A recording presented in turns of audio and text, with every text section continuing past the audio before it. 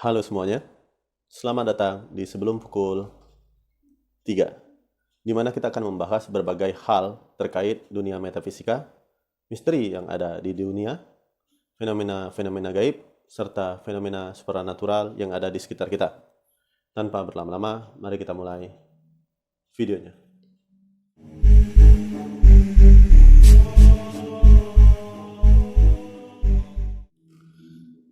Kuntilanak merupakan hantu yang paling populer yang ada di Indonesia, bahkan sampai ke Asia Tenggara.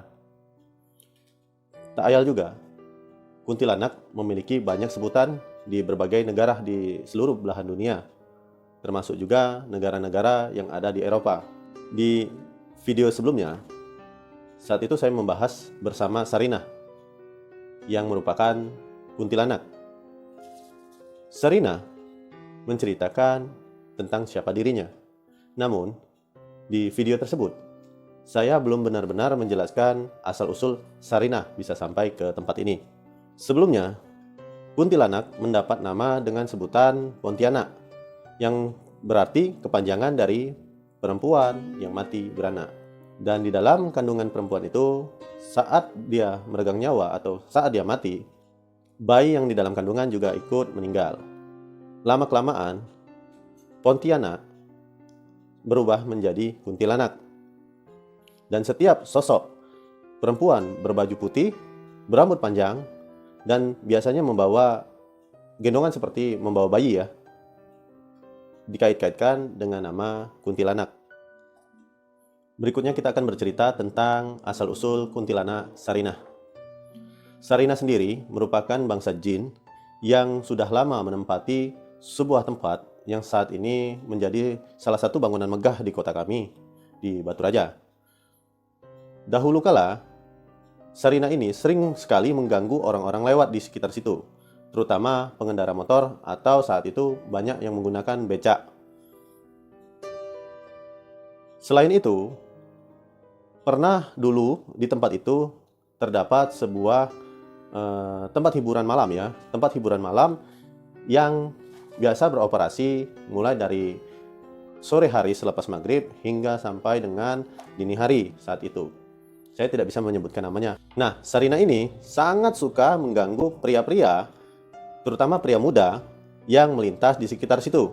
Bukan hanya pengendara motor ataupun becak saat itu, tapi pemuda-pemuda yang sering nongkrong atau sering lewat di sekitar tempat Sarinah bermukim. Ketika saya masih berumur sekitar 14 tahun saat itu, kebetulan orang tua saya membuka usaha warung makan di sekitar tempat tinggal Sarinah. Dan pada saat saya bertemu dengan Sarinah, itu kebetulan saya sedang begadang di warnet yang berada tidak jauh dari tempat usaha ibu saya. Pada saat itu, saya sedang berada di bagian belakang, di dekat kamar mandi ya. Ketika saya hendak mau ke kamar mandi, tiba-tiba Sarinah menampakkan dirinya dengan wujud seperti yang ada di samping saya ini. Saat itu, saya memang belum terlalu berani untuk berkomunikasi ataupun melakukan sesuatu pada Sarinah.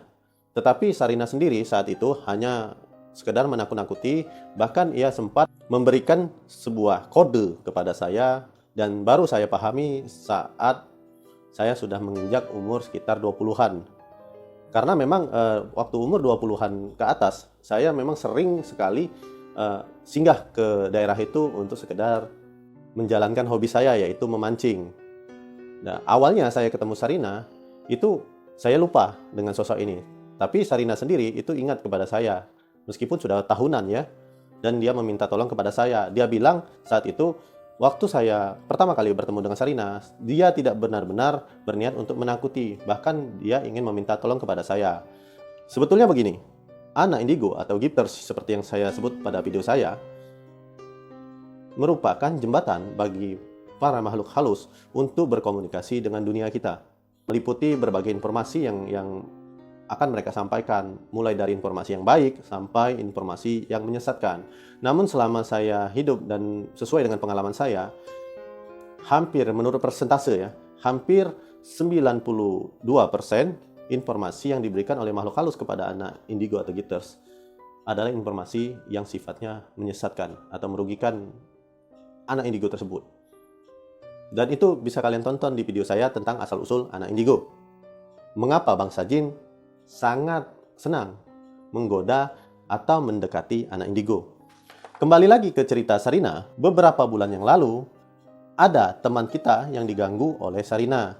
Dia adalah seorang perempuan muda, dan saat itu dia sangat betul-betul risih dengan gangguan dari Sarina, dan dia pun mengabari saya untuk memberitahu saya bahwa ada sesuatu atau ada sebuah energi yang sifatnya negatif dan berada di tempat itu seakan-akan selalu menghantui dia.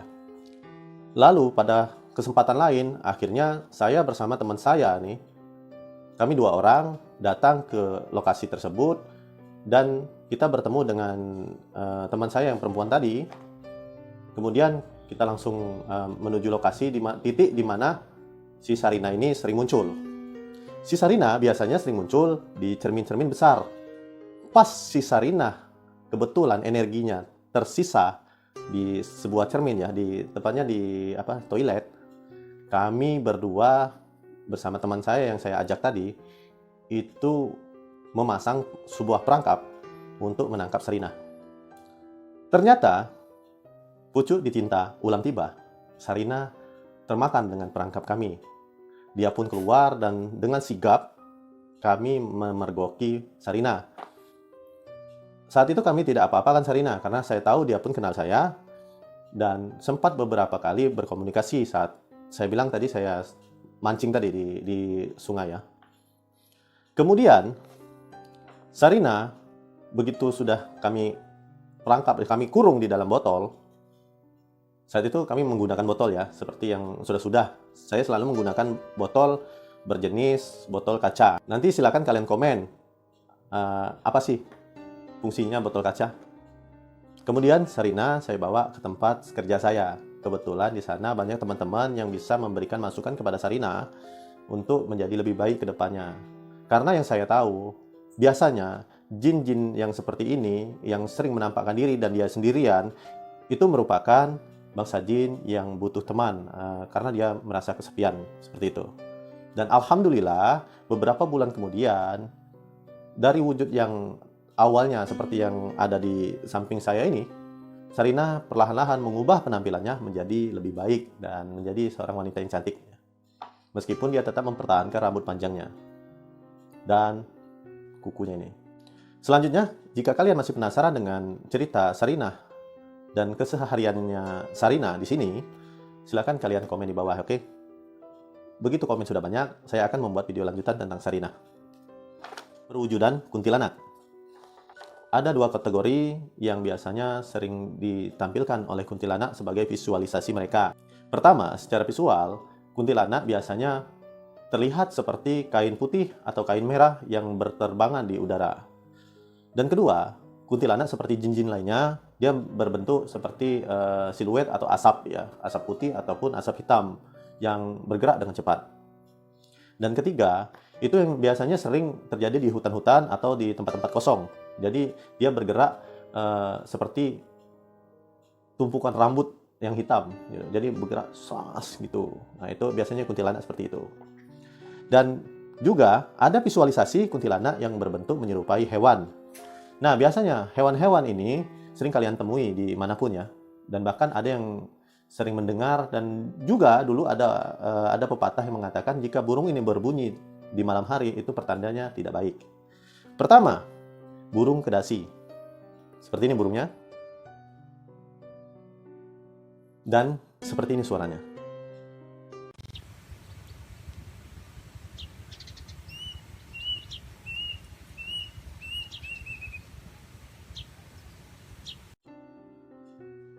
Pada zaman dahulu, itu sering banget burung kedasi ini mengeluarkan suara-suara yang seperti alunan-alunan pilu ya, alunan-alunan pilu yang kemudian menurut orang-orang tua kita, kakek nenek kita, jika dia berbunyi itu pertanda akan datangnya sebuah wabah penyakit, seperti itu ya.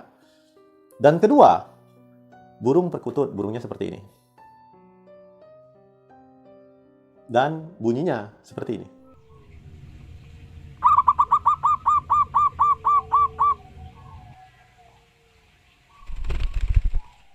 Banyak sekali mitos-mitos yang berkembang di masyarakat mengenai burung perkutut.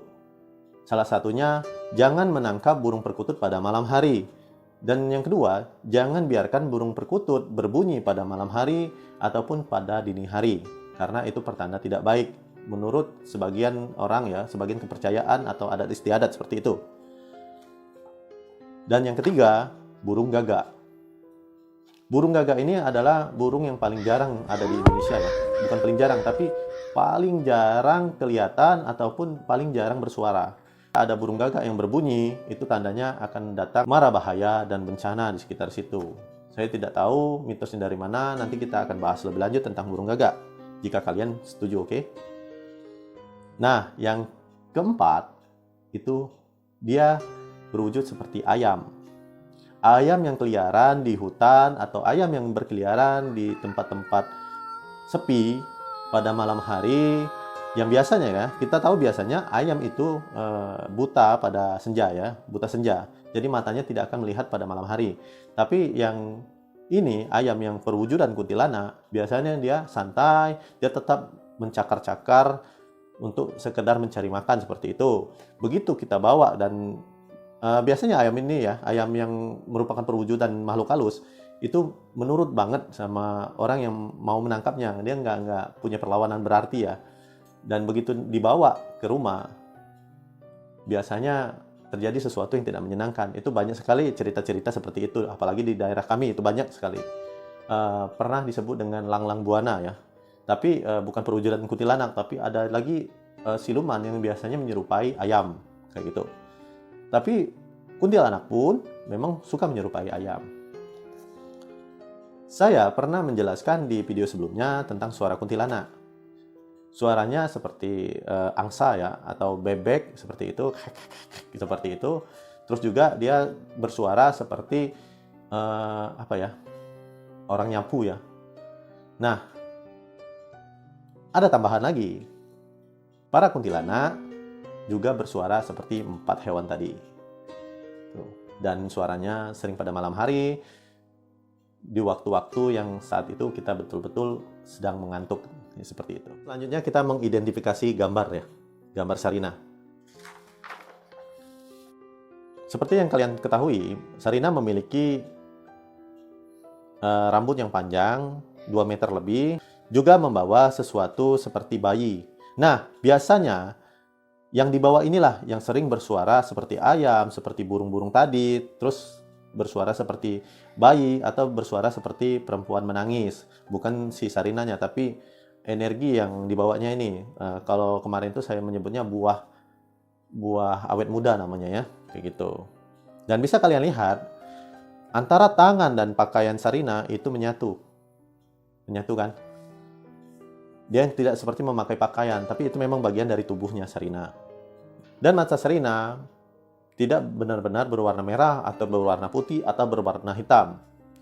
Sebagian kuntilanak atau sebagian besar kuntilanak memiliki mata yang cenderung berwarna merah ke kuning-kuningan atau oranye, seperti itu. Selanjutnya, jika kalian ingin tahu lebih jauh tentang apa yang dipegang Sarina, itu sudah saya jelaskan saat saya mengobrol dengan Sarina di video saya itu.